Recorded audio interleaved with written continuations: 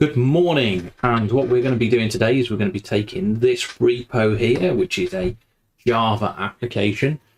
We are going to build a virtual machine and install it onto there. This is going to simulate our on-premise world ready for a migration in the future. Now, I'm not going to be following this this set of instructions to the letter, because what we're going to be doing is taking the source code here and building it onto a single virtual machine. But this virtual machine will have Postgres and Wildfly, JBoss Wildfly running on it. So let's get started. First of all, let's build a machine. I'm going to create a resource, go for an Ubuntu machine. Now I'm going to go for Ubuntu 2016. 0.04 because we're pretending that this is our on-premise heritage estate. Put this into there. Java PetStore. We're going to put this Java PetStore origin West Europe standard. I'm going to go for that CPU. We're going to go for a password. Once your user, I'm not going to tell you what the password is.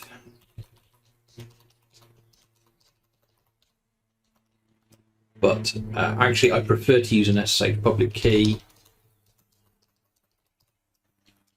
But I'm not going to put one in today. I'm just going to use a password instead. For speed, we're going to set that to no public inbound ports. We will fix that later on. I'm going to click review and create, and that will validate. Validation is passed. So we can click create and let that start.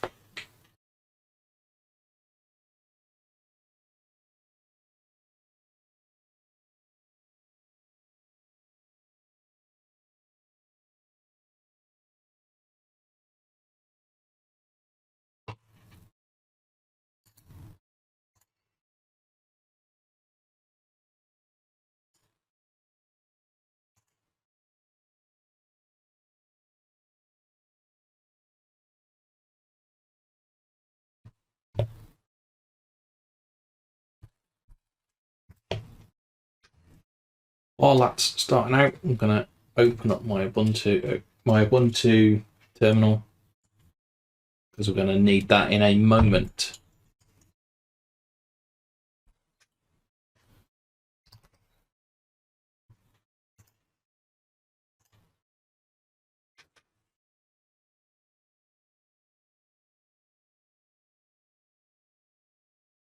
So our virtual machine has booted up.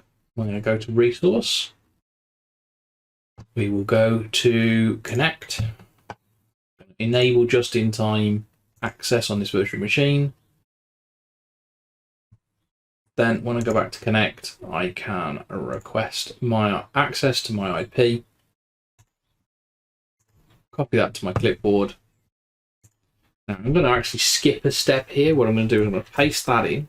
That gives me my connections to the machine via SSH. But what I'm also going to do here is I'm going to actually set up some port forwarding for the future.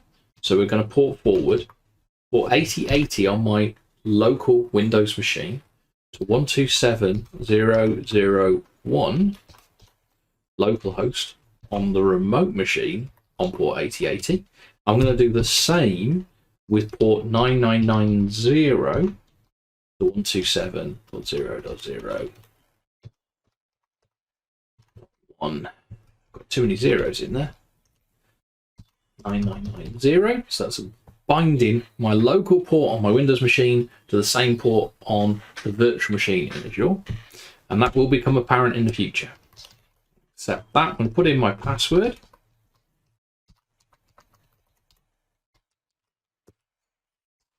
And we are logged in. Excellent. So let's make the font a bit bigger so you can see what's going on. We will do apt update.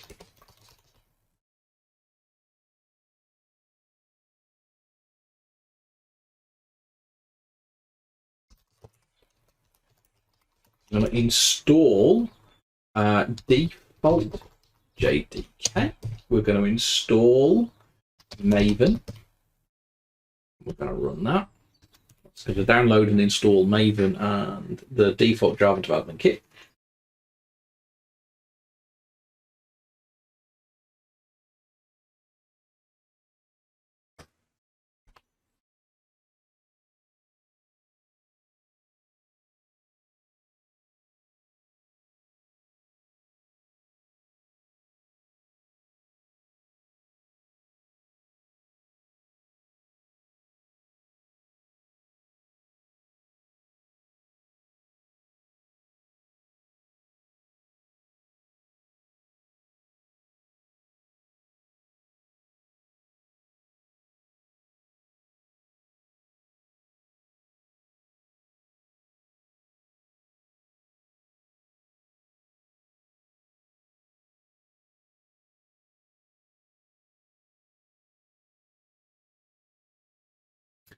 Now we have those installed, what we're going to do is we are going to make a directory for the code and make a directory for Wildfly.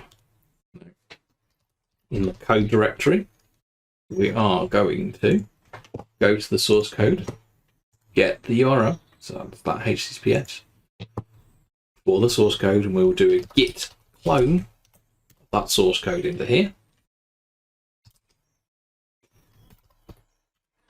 And if we look in here, we've got a Pom file. So what we can do is we can build using Maven from that Pom file. So it's mvn clean compile d lowercase maven mave.test.skip equals true. We're just skipping the test sets. We're going to run that.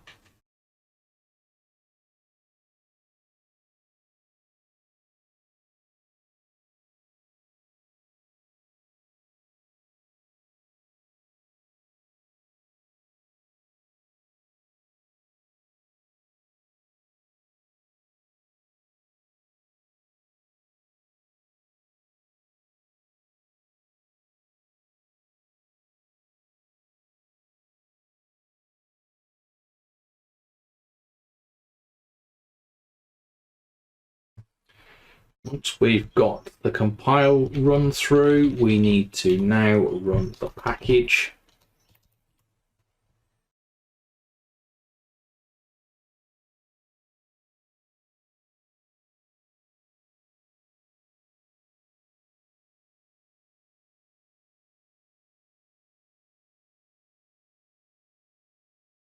And finally, we do an install.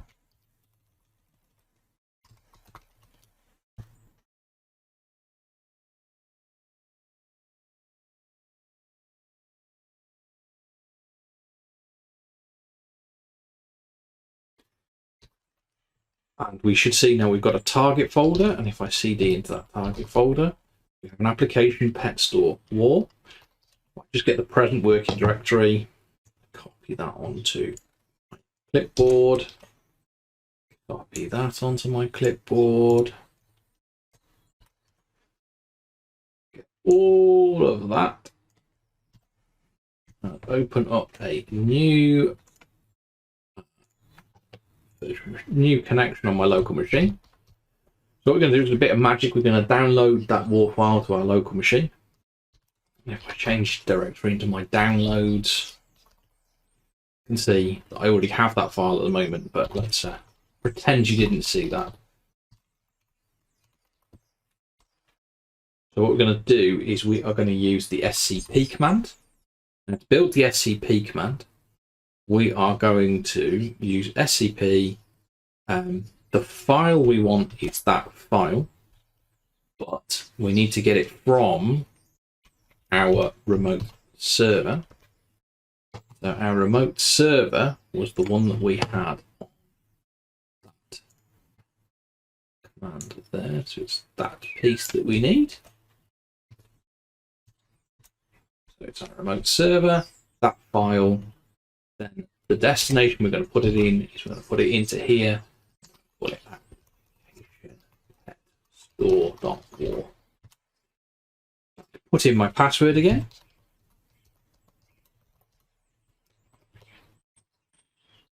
We're going to download that PetStore WAR file. So now I have that PetStore WAR file again.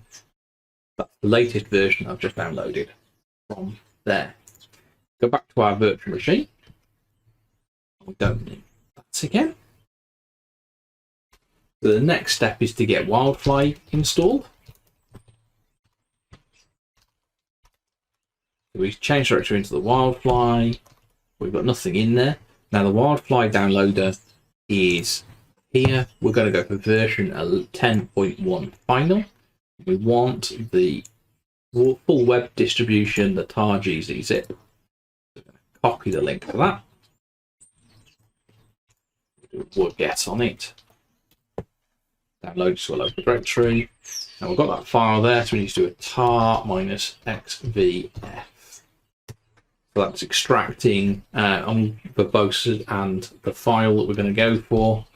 Wildfly just shows that we've done lots of stuff. If I do an LAH, we can see we now have a folder. If I go into that Wildfly folder, we can see that we now have a Wildfly installed on here. So we go into the bin directory. We need to first of all add a user.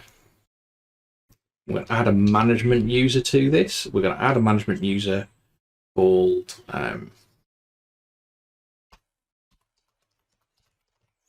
admin.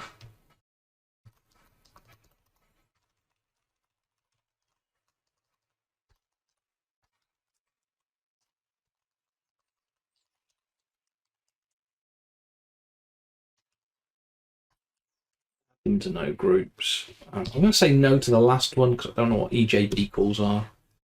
So now we can do a standalone .shell.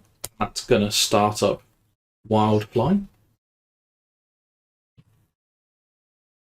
And if I open that URL, it will connect me to here. Pet admin. And we have Wildfly running on our local machine, on our virtual machine. Now, the first thing I'm going to do is I'm going to deploy the Postgres jar file for to set up the database connection. First of all, we need to download it. So it's this version here. You go to jdbc.postgres.org/downloads.html.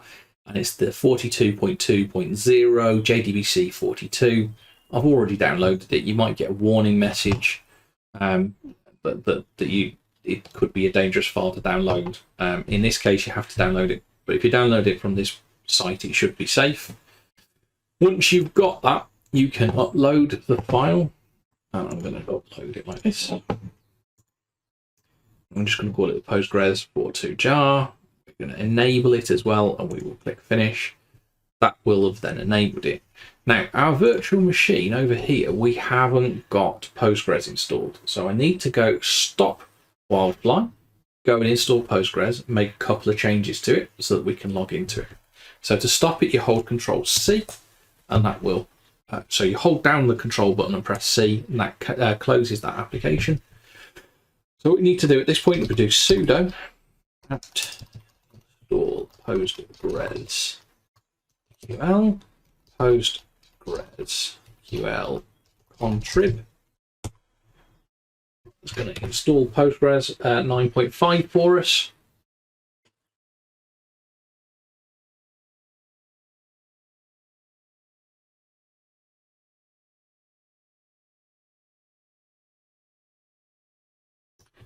And we need to nano a file in etc Postgres SQL. And we'll need to do this as sudo as well before I forget.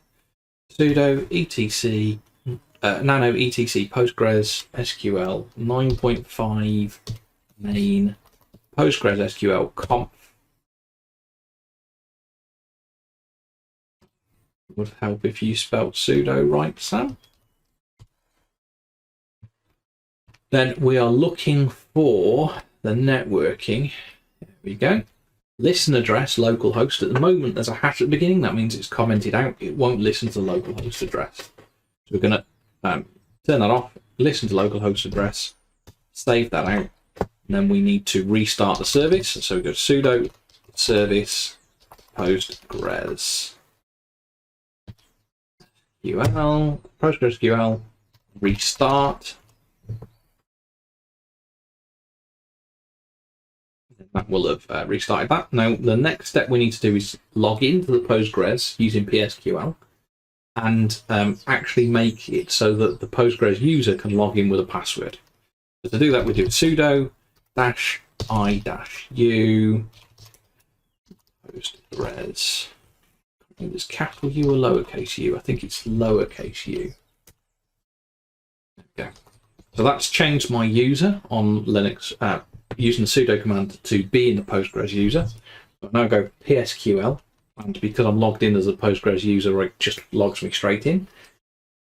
And I do an alter user Postgres with password. And I'm going to use an atrocious password here just for expediency. Please don't ever use that password. It's awful. Now I can so we need to rebuild the application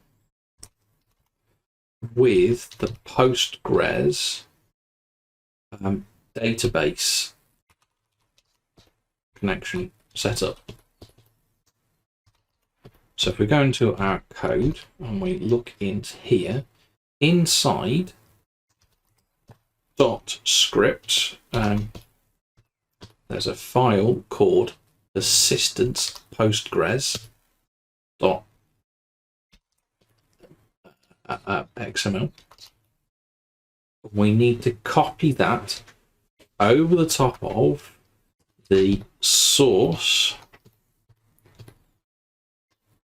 main resources meta-inf.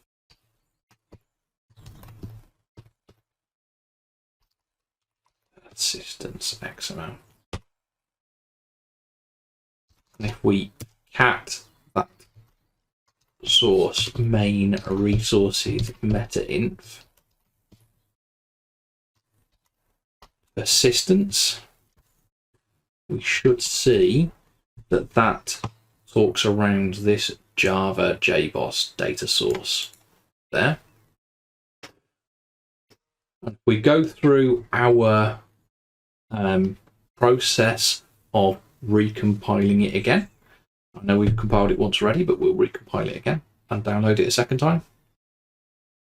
One way of doing this, if you type in history, see a list of history that you've got there. Now I only run 11, 12 and 13 again.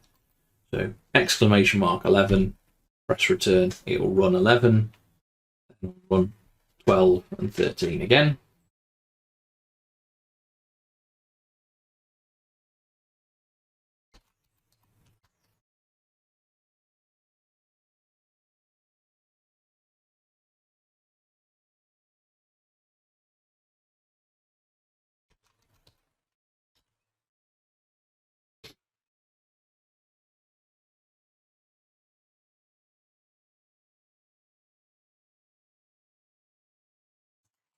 We will download that file again.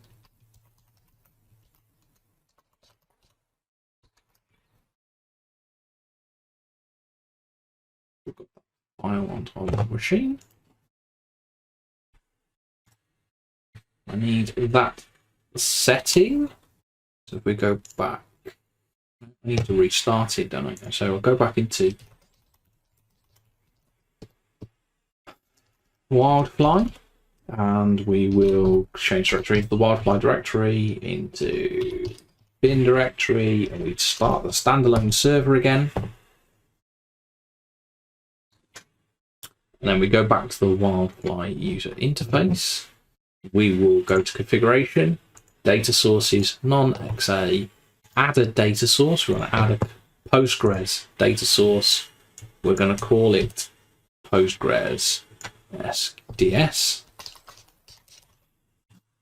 Next, we're going to go to tech driver. We're going to use the Postgres driver that we uploaded.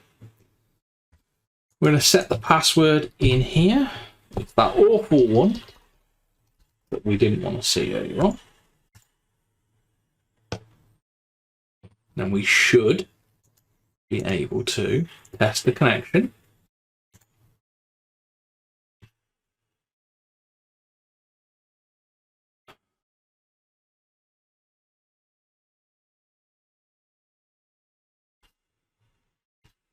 Why is that not valid? Reload the server. Test connection. No. So we need to fix the database connection. Having looked through our thing here, we are getting a SQL exception occurred while connecting to Postgres. Fatal database Postgres DB does not exist. And that's because we're using the user Postgres, and the default database for Postgres is a database called Postgres, not Postgres DB. So we need to go and fix that in our configuration. So go to configuration, we go through again, subsystem, data stores, non-XA, Postgres. We will click view. We have to disable it first of all. Dismiss that. Then we go into here and we will edit the connection. Now, all we need to do is take off that DB at the end, so it's called Postgres. Now, our attributes stay the same. Our security stays the same, but now we can enable it, confirm that enablement. When we go back to connection, and we can test the connection, we might need to restart the runtime first of all.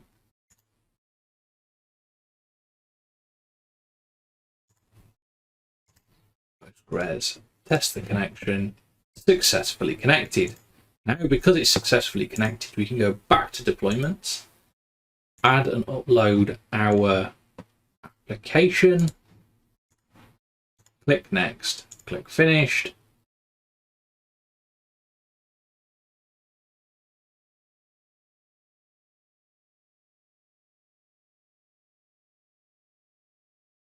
We have an application PetStore. And this is enabled. So we can click view. And we can see the description. It's all in there and it's ready to go and use. So now, if we go to 127.0.0.1, 80, PetStore, should get our PetStore running. And if we look at our logs, we go to the bottom of our log file, we can see that that's going through to our application. So we now have our running app working, and we can see in our logs that nhibernate has populated the database. And if we want to go and prove that database is populated, we need to just close the web server a second. We need to do that request where we do the sudo -i-u postgres. We will PSQL, and if we select Postgres,